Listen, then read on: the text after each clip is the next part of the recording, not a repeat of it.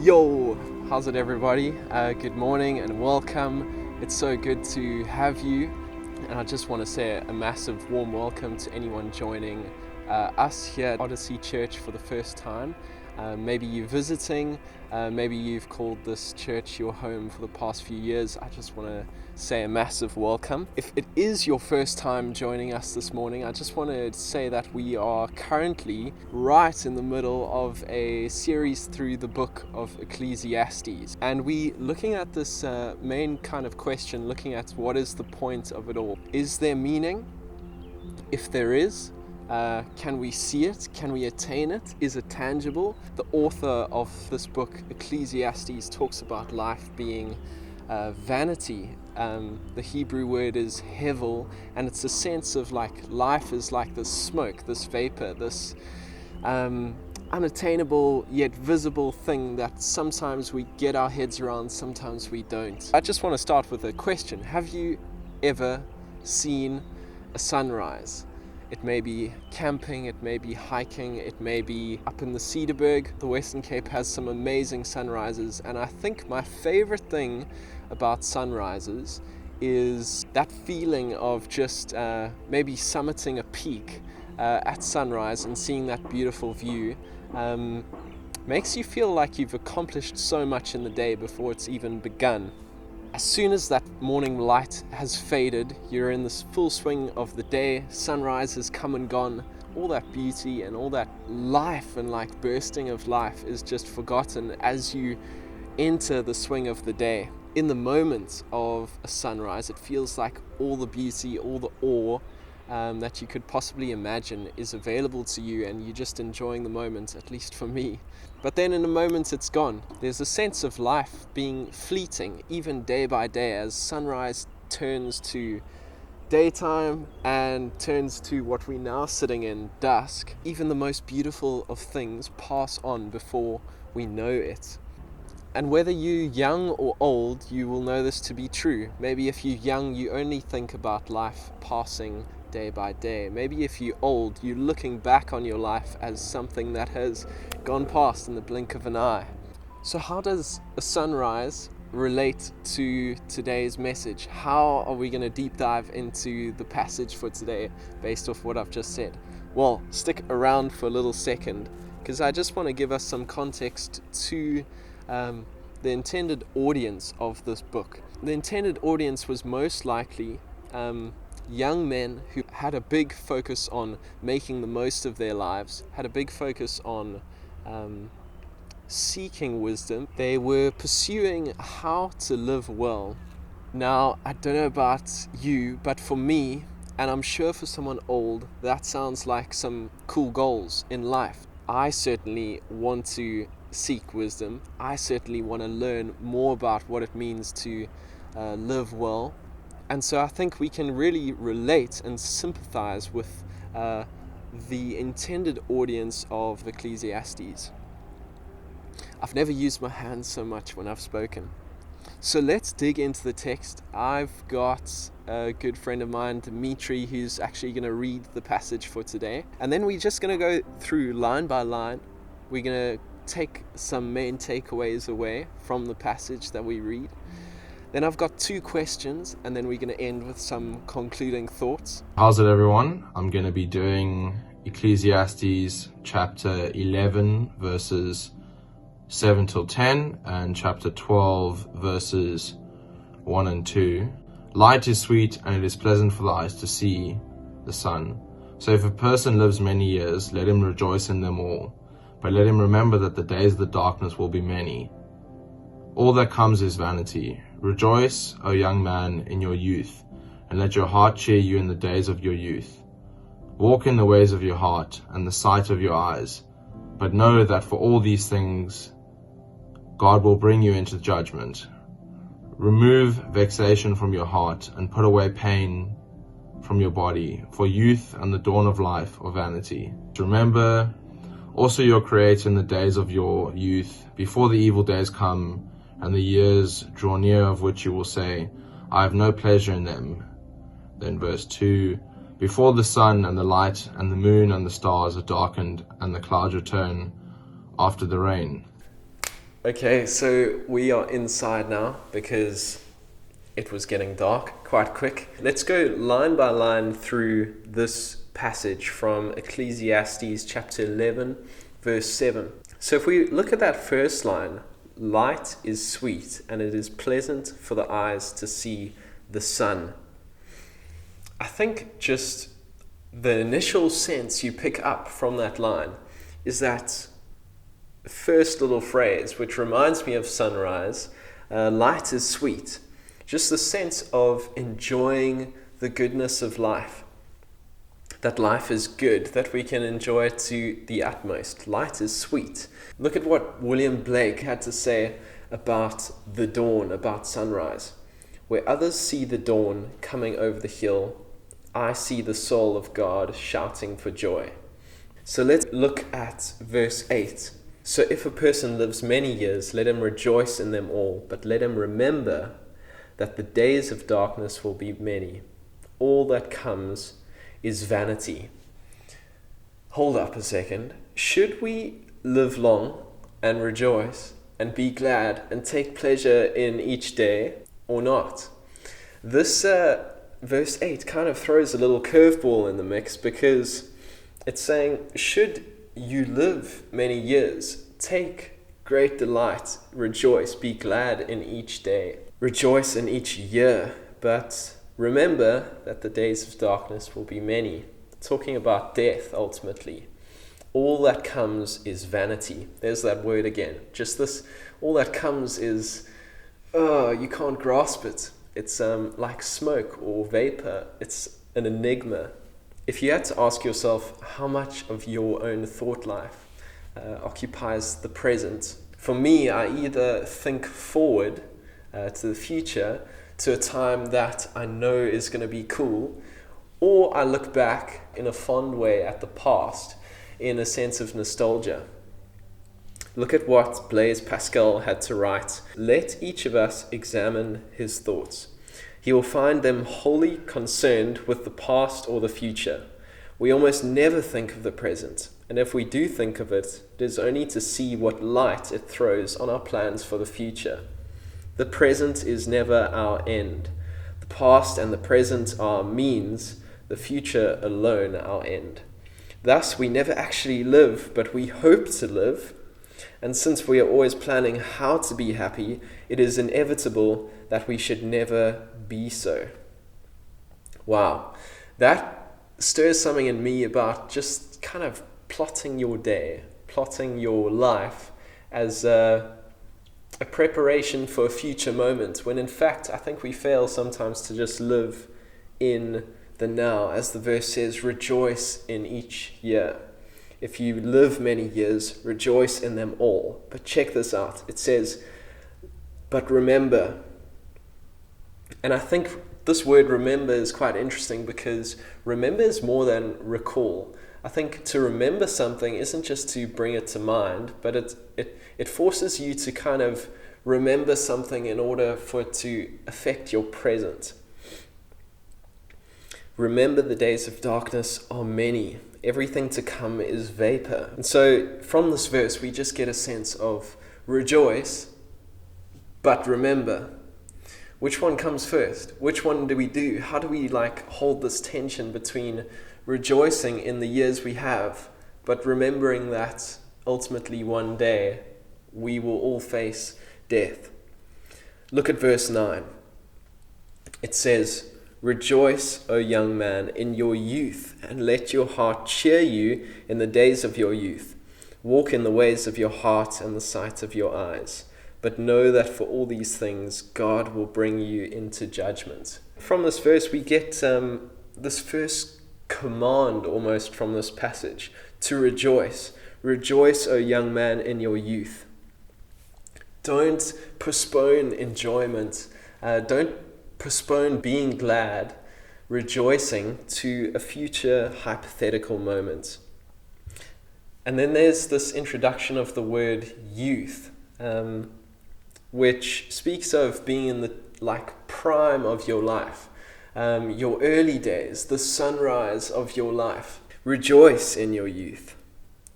And may your heart, where kind of all your operations of life, where your conscience kind of dwells, may it cheer you in the days of your youth. May it be pleasing, may it be well placed. The author here, he encouraged boundless joy, but then the latter half of the verse talks about but knowing for all these things that you rejoice in, God will bring you into judgment. Why does God put a dampener on my joy? At least that's my first initial reaction, my knee-jerk reaction when I read this verse. But I think this really puts a directive, and it underscores where we are placing our joy. Remembering and having the knowledge that one day all those things will one day be accounted for puts a directive and puts a highlighter over what I choose to take delight in now. And I think this is really key because God ultimately, in the context of this verse, underscores our joy and directs our joy in order to not lead us into a place of taking delight in things that will ultimately lead to our own ruin. Rejoice, but know. Verse 10, take a look at this. Remove vexation from your heart and put away pain from your body, for youth and the dawn of life are vanity. This kind of continues the thought of the previous verse. Now we have remove vexation from your heart. Vexation almost talking about anger or irritation. Remove things that are going to eat at almost your rejoicing. For youth is vapor. The writer here knows that youth is going to pass in an instant. And so there's this instruction to banish and put away vexation, put away pain. Interesting thing about old age is that old age comes with a lot of creaks and twists and pains and pangs to the body that I don't think people who are young think about all that much. Take a look at what two of the Psalms have to say about life and the sense of being young versus knowing that one day all things will come to an end. Look at Psalm 39 verse 5, which reads, Behold, you have made my days a few handbreadths, and my lifetime is as nothing before you. Surely all mankind stands as a mere breath. Check what Psalm 144 verse 4 says. Man is like a breath, his days are like a passing shadow. But this throws up a massive question. Is life hevel and this enigma sense of meaninglessness and smoke and vapor, and we can't kind of attain what's going on? Or is it an enjoyable gift from God? Which one is it? Do we live young, enjoying ourselves, rejoicing? Or do we live remembering that one day our lives are to come to an end? Where do we live in this balance? We're caught in this kind of seesaw, so what is there for us to do?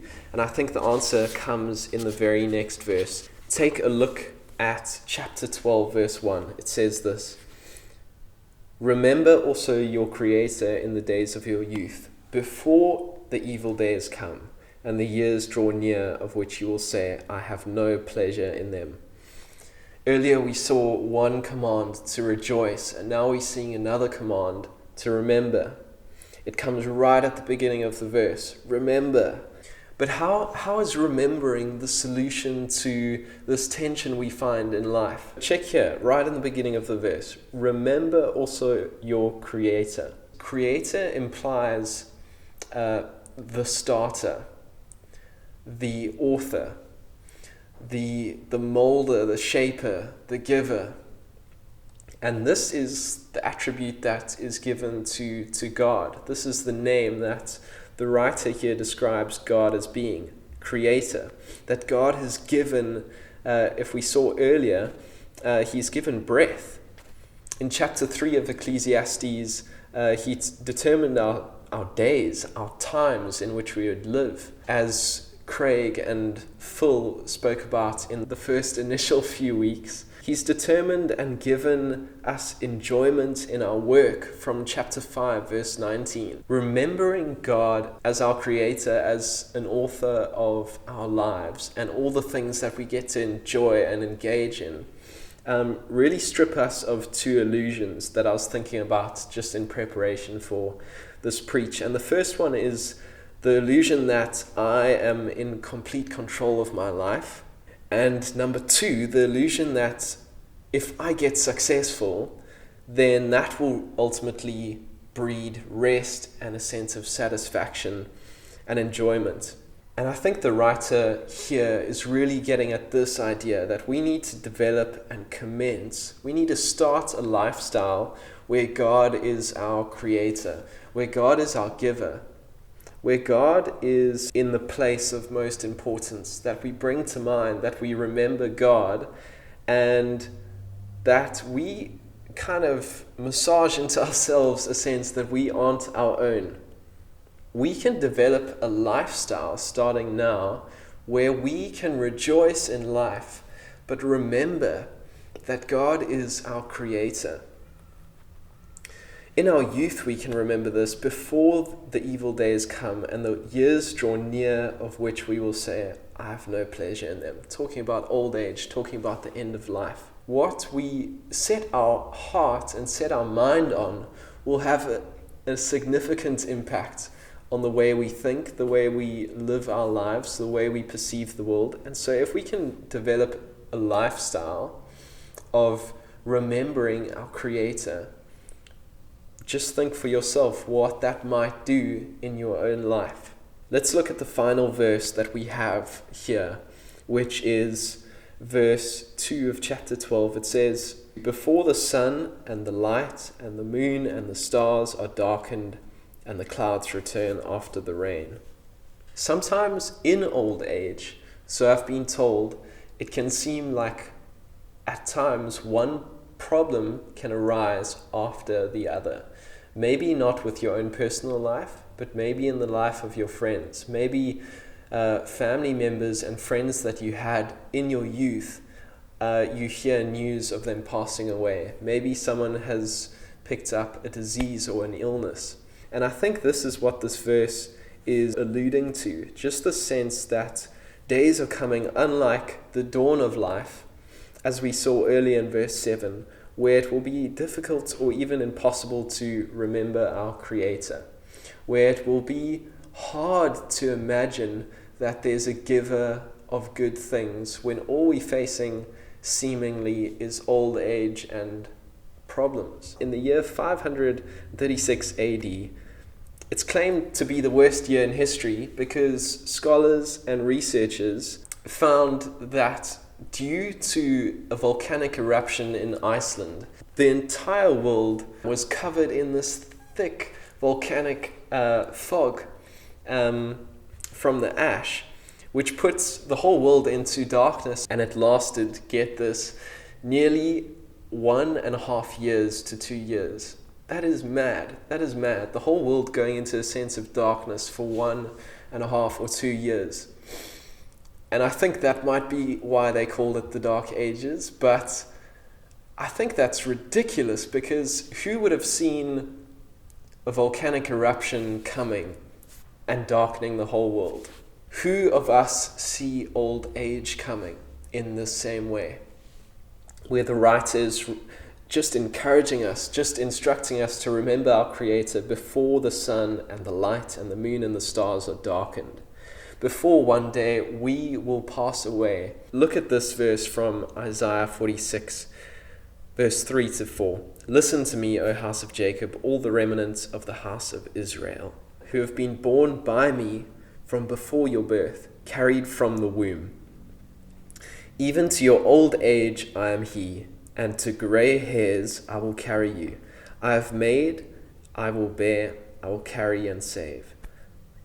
That is so cool. God describing himself as someone who will carry us through life, from the dawn of life right through old age. So how are we to practically remember our Creator? The writings of the teacher in the passage that we've just read, they offer no hope for life beyond death.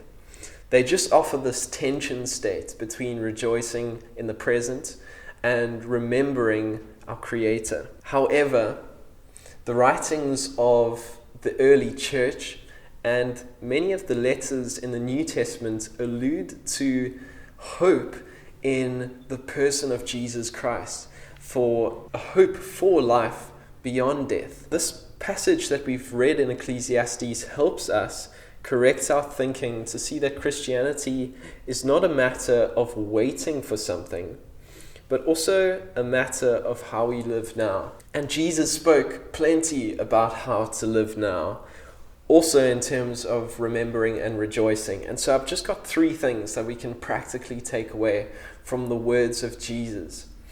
And the first one comes from John chapter 15, verse 9 to 12. Let me read it. As the Father has loved me, he's speaking to his disciples here, so I have loved you. Abide or remain in my love. Verse 10, if you keep my commandments, you will abide in my love, just as I have kept my Father's commandments and abide in his love. Incredible. Verse 11, these things I've spoken to you, that my joy may be in you, and that your joy may be full. Some translations say may be complete. Verse 12, this is my commandment, that you love one another as I have loved you. The first takeaway is trusting Jesus' commandments. Here he speaks about loving one another as he has loved us. But he actually says, these things I've spoken to you, the words I speak to you, that my joy may be in you, that your joy may be made complete. By keeping God's commandments, by keeping the commandments of Jesus, we are able to, he says, abide in his love, to remain in his love just by keeping in his commandments. Let's look at the second practical takeaway or response I think we can use to help us remember our Creator. Look at Luke chapter 22, verse 19. It says, and he took bread, Jesus, and when he had given thanks, he broke it and gave it to them, the disciples. This is at the Last Supper, and this is what he says. This is my body, which is given for you. Do this in remembrance of me. This is so cool because Jesus, he says this is my body, taking the bread and breaking it, which is given for you. God as a creator, as a giver. But do this, break bread, take communion, which is my second point, communion. We've had commandments, communion. Do this, communion, remembering the death of Jesus, his body broken, his body offered up and given for the sake of us. This is how we can practically remember our Creator, communion. We've had commandments, communion. Third one is a C, but let's see what it is in a second. Matthew 28, verse 20. Jesus is about to go. He's about to ascend into heaven, he says. Teach them to observe all that I have commanded you, and behold, I am with you always to the very end of the age. How do we practically remember our Creator? Well, here's a promise from the words of Jesus. He's always with us. And my third C is closeness. Jesus, by his Spirit, which the disciples were told to wait, just wait. The Holy Spirit is coming and he's going to be poured out. We have God with us, Jesus, Emmanuel with us, but also Jesus gifts us the person of the Holy Spirit, this closeness that we can practically remember our Creator. And I think these 3 responses, for the most part, are offered to us as practical things we can do from the words of Jesus to practically remember our Creator in order to rejoice in everyday life. If we just look at this passage that I'm going to close out with, from 2 Corinthians chapter 4, verse 6. For God, who said, "Let light shine out of darkness," has shone in our hearts to give the light of the knowledge of the glory of God in the face of Jesus Christ. He's shone in our hearts. Let's skip ahead a bit to verse 16. So we do not lose heart, though our outer self is wasting away, our inner self is being renewed day by day. For this light, momentary affliction is preparing us for an eternal weight of glory beyond all comparison.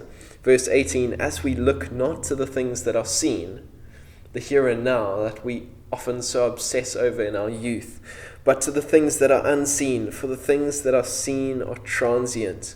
They're fleeting. The things that we see are here and gone in a moment, but the things that are unseen are eternal. As we wrap up, as we land this plane officially, what can we conclude from what we have heard today from God's Word?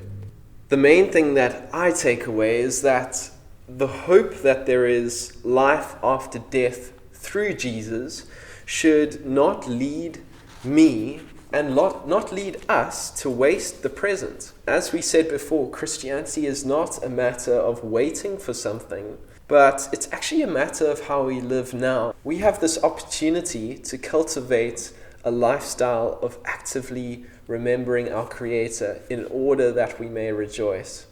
We can find continuing pleasure in God from early to old age. And so my encouragement to you is, wherever you are in life, wherever you may find yourself, young to old, we have an opportunity to make a decision about the lifestyle that we lead, about cultivating a lifestyle of remembering God. We have an invitation to enjoy the things that God has given us by remembering who He is, and just how we looked at those three responses of taking the words of Jesus, His commandments, to heart. That's what He did with the Father, as we saw in John 15, or in Luke 22, communion as remembering. And finally, when Jesus sends out the disciples and says that He is with them always, even to the very end of the age, we have this closeness in Jesus. And so to the young who are watching, speaking to myself as well, we have the opportunity to form the habit of truly rejoicing every day in the present by remembering our Creator and what He has given to us.